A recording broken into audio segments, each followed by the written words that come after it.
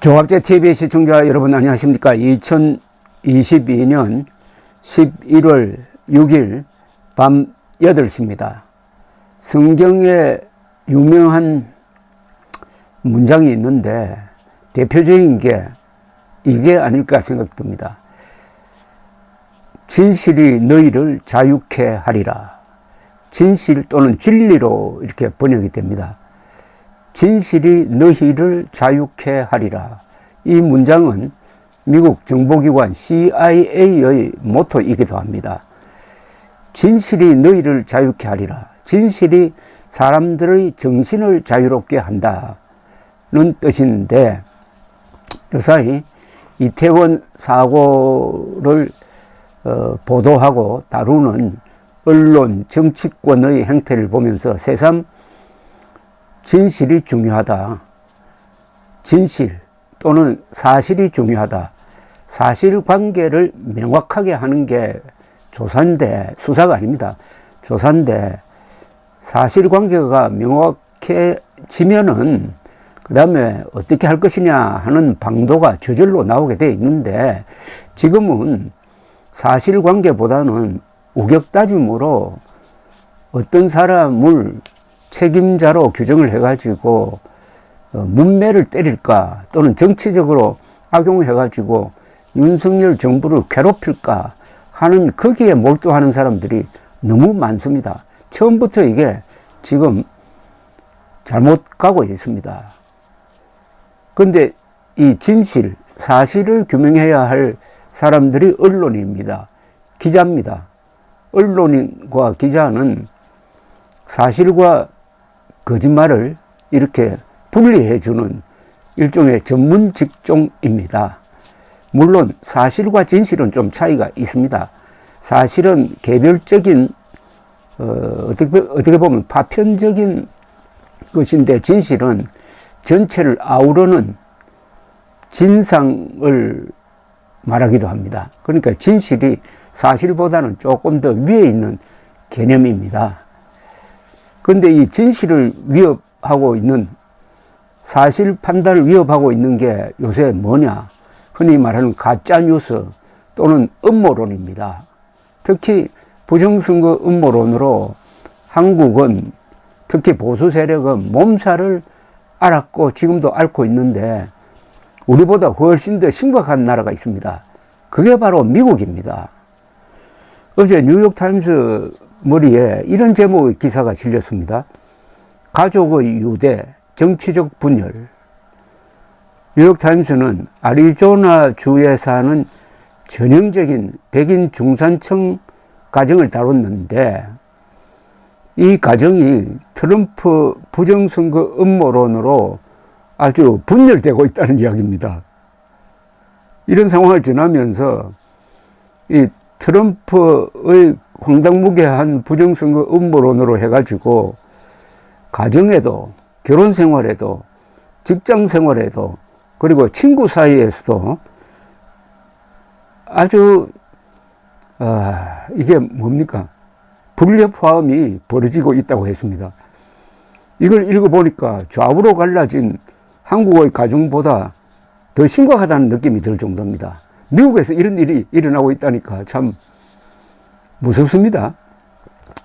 며칠 전 퓰리처상을 받은 적도 있는 미국 기자 출신을 제가 서울에서 만나서 잡담을 한 적이 있습니다. 그는 트럼프 일당의 음모론이 미국의 민주주의를 위협하고 있다고 했습니다. 그런데 문제는 오는 11월 8일 중간선거에서 음모론을 믿는 공화당 후보 다수가 당선되어 주로 미국 하원에 들어갈 가능성이 높아졌습니다. 보통 문제가 아닙니다. 이 뉴욕타임스 기사에 따르면 이 애리조나주의 집안은 어떻게 구성되어 있느냐 하면은, 가장은 중도 성향이고 부인은 음모론의 신봉자로서 트럼프 광팬입니다. 그런데 20대 자녀는 남매인데 트럼프를 극도로 싫어한답니다. 남매는 어머니가 싫어가지고 나가 살고 싶지만은 경제적 자립이 안 되어가지고 스트레스를 받아가면서 지금 견디고 있다는 겁니다. 이 어머니가 제일 좋아하는 TV 채널이 폭스뉴스입니다. 폭스뉴스가 이 음모론의 본산쯤 됩니다. 이 폭스뉴스 채널을 어머니가 독차지하면은 아예 남매는 막 그 방을 나가버린답니다. 그런데 이 정치적 문제로 싸우다가 보니까 이 어머니도 자녀들로부터 정신적 압박을 받아가지고 며칠 동안 호텔에 가서 피신하고 돌아오기도 한다는군요. 트럼프가 선거 결과에 불복하고 그 지지자들이 의사당 난입 사태를 일으킨 다음 미국 사회에서는 과거 같으면 칵테일 파티의 잡담거리였던 정치적 논쟁이 이제는 일상생활을 위협하는 감정적 지뢰밭이 되었다고 뉴욕타임스는 전하면서 정치가 독극물이 되고 있다는 표현까지 했습니다. 그러니까 이 음모론을 확산시키는 게 또 이 파당적 정치입니다. 한국도 마찬가지 아닙니까? 한국도 음모론 하면은 이 민주당을 연상을 하는데 사실은 이 보수로 불리는 사람들 중에서도 부정선거 음모론을 많이 펼쳐가지고 이게 보수를 분열시키고 보수를 웃음거리로 만들고 있습니다.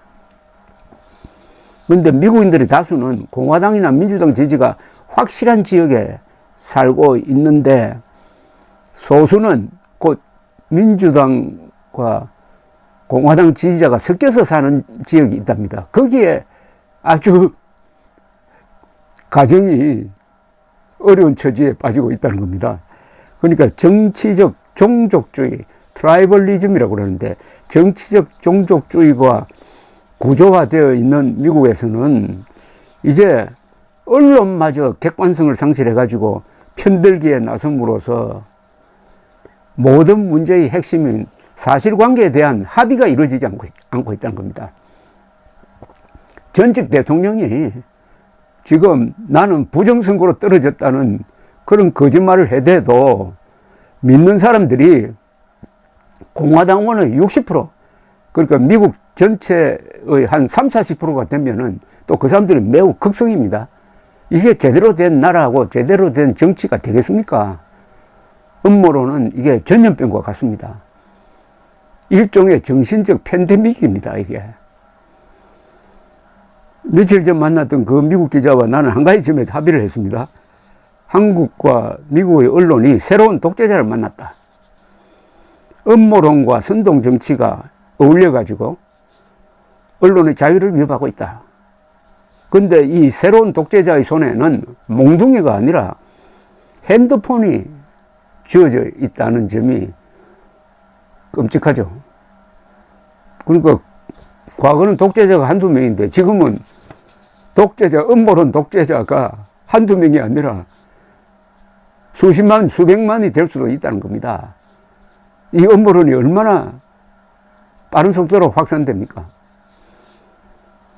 부정선거 음모론에서는 한국이 아마 미국의 선배일 겁니다.